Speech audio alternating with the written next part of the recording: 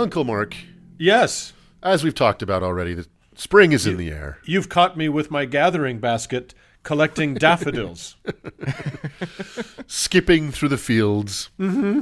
Yeah. Collecting daffodils in the hotel room in which you are currently I have quarantined clearly and not gone allowed to completely mad.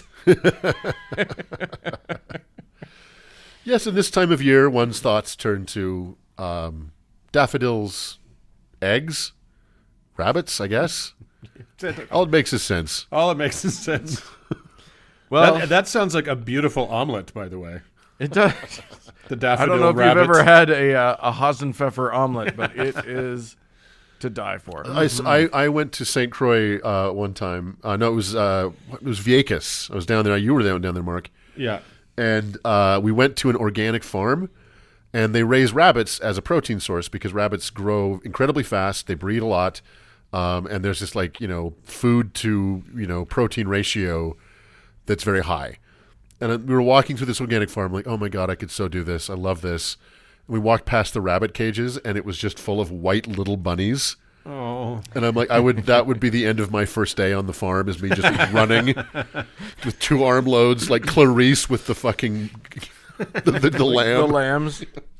Tell me about the rabbits, Todd. Well, yes, it is that time of year.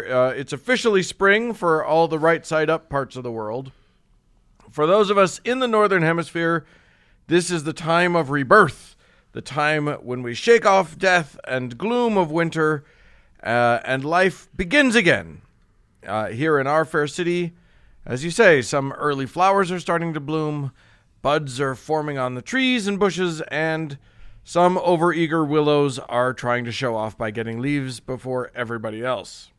It is 100%, unequivocally, without a doubt, the best time of year. Now, I recognize that others may disagree, and I forgive them for their wrongness. I would say with this after this particular winter, I think we're all looking forward very much to this spring. Yes, indeed. Yeah, Indeed. And of course, because this is the time of the world coming back to life after having seemed dead, this is the time when we celebrate Easter, when our Lord and Savior rose from his grave after crucifixion.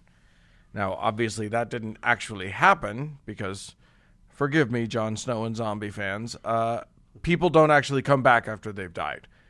But this is a really big and wildly confusing holiday for Christians, and we need to talk about it. Now, Uncle Doug, I don't want you to be mad at me. Okay. I realize that I am kind of treading on your territory here. You've covered a bunch of aspects of Easter already on this show, from the competing narratives of the crucifixion in episode 27, to the origin of the Easter Bunny in episode 131, to Easter Island just a few episodes ago in 178. You've been dancing around this subject quite a bit, but we've never tackled the holiday itself, so with your kind permission. None taken. Well, and I have a nice name for it. I had a roommate that used to call Easter Crucifizzle Resurrizzle. Sounds like you have a mouthful of fluid there. So. Oh my God, I almost did a spit take. That was good. That's really funny. Okay, so yes, Easter is the celebration of Jesus being resurrected, or resurrizzle. Resurrizzled. However you say it in your culture. However Snoop would say it is what happened. And at least here in the United States, we celebrate with pastel colors, candy, eggs, and bunnies, Jesus stuff. And then maybe you go to church and hear or show your kids a movie with a gruesome depiction of torture and murder. Now, I will surprise exactly 0 of our listeners to learn that the reason those two ideas, the murder and resurrection of Jesus and the distribution of brightly colored confections, seem so unrelated is because they are unrelated. They are the combination of totally disparate celebrations into a single bizarre Franken holiday, just like pretty much all of our national traditional festivities. A holiday that John Oliver calls Shitty Christmas. Yeah, indeed. So let's try to trace a few of these things back to their origins. I will start with the name of the holiday because I find it so weird. In English, it's Easter, and in Germany, it's the related word Ostern. Throughout the rest of Europe and most of Christendom, though, the names of this holiday all trace back to the Greek word Pascha, which is a transliteration of the Aramaic/Hebrew word Pesach, which is Passover. So, one interesting tidbit is that in an extremely rare moment of concurrence, all of the Gospels of the New Testament manage to agree that Jesus was crucified around Passover. But for all but one of them, the so-called Last Supper is a Passover Seder. I learned that from you, Uncle Doug. Oh, you're welcome. Then, Paul, sneaky bastard that he was, wrote in his letter to the Corinthians that, quote, Christ is our Pascha, which represented the very first time that Christians took somebody else's holiday and said, fuck you, this is ours now. A tradition which continues to this day. But yes, the Greek Pascha spread to the surrounding languages and then wormed its way into Latin, which disseminated it out to all of its descendants. So in Spanish, Italian, and Portuguese, for example, it's spelled differently, but all pronounced something like Pascua. In French, it's Pâques.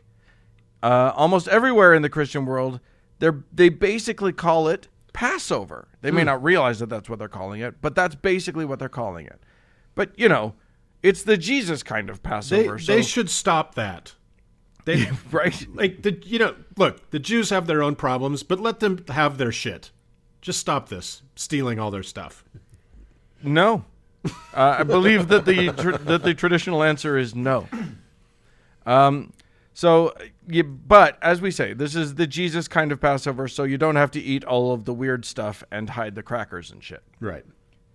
So why is it Easter in English? Well, the word itself comes from the Anglo-Saxon word Eostre, which is the name of an ancient goddess. Maybe. Now, there's some argument about that among scholars, but I think they're just probably being grumpy and ignoring a lot of stuff. The fact is that there isn't a lot known about Eostre. There's a little tidbit from an 8th century monk named Bede, B-E-D-E, where he rather snootily delights in the peasantry, still using the word Eostermonat, or monath, to refer to the month that the educated and erudite folks like him call Paschal month, which he rendered in the Latin as Paschalis mensis. He said that Eostermonat was, quote, named after a goddess of theirs named Eostre, in whose honor feasts were celebrated in that month. Now they designate that Paschal season by her name, calling the joys of the new rite by the time-honored name of the old observance. And that's kind of it. Like the rest we have to speculate about. And there are people who speculate, by the way, that Bede's account, he could have been made up from whole cloth, too. So we do have famous German folklorist and nursery rhyme Bruder Jakob Grimm in his book Deutsche Mythologie, or German Mythology. He connected the name Eostre to the old High German word for Easter, Ostara, which he was pretty sure was the name of an old pagan goddess. But stuff gets so blurry here that all we have is best guesses. When one of the Grimm brothers tells you something, you believe it. Otherwise, they'll write you into a fairy tale, and you'll go down in history as a sad frog who eats poop and tries to trick children or something. And you get your thumbs cut off. Yeah. Yeah. So we think that Ostara was the goddess of the spring and the sunrise. Linguists think they can trace the name all the way back to Proto-Indo-European goddesses. There's a goddess of the dawn that they think they can trace it back to, whose name they're pretty sure they have reconstructed as... I have no idea how to say that. It's... I don't know how to pronounce it. It has a 2 in it. I don't know how I'm supposed to pronounce a word that has a 2. But they theorize that this goddess could have been the origin for the German Ostara and the English Eostre, and they theorize, do you see what's happening here? That the connection might be made through a goddess called Austro in the Proto-Germanic language. Now, one thing we think we do know is that this goddess of the dawn shares an origin with, or perhaps is the origin of the English and German words for east, because the dawn is in the east. So, there's that. There has been a lot of theorizing about this goddess for whom the holiday about Jesus is named, but none of it is remotely solid. A German named Adolf Holtzmann also wrote a book called Deutsche Mythologie, no word on if the Grimm estate sued, in which he theorized that the German traditional connection between Ostern, that's their word for Easter, and the rabbits or hares had something to do with the hare being sacred to Ostara. Now, he then connected that to Easter customs in Leicestershire, England, which have a bunch of rituals named after hares, and maybe he's right. Holtzmann also theorized that the original sacred animal was likely a bird, but then changed to a rabbit. This was his way of explaining why the bunnies lay eggs. Now, my interpretation of that is that over time, the traditional animal changed from bird to rabbit, but they liked the egg part of the tradition, so they kept it. But, that sounded juicy to somebody. And from that statement came a bunch of neo-pagans and their fun belief that Eostre found a bird wounded on the ground and in a moment of mercy turned it into a hare. But unfortunately, I guess she kind of half-assed it. So it didn't get to go. Her magic didn't get to all of the inside bits. So, ta-da! Is this somebody's eggs. real idea? Oh yeah. Oh yeah.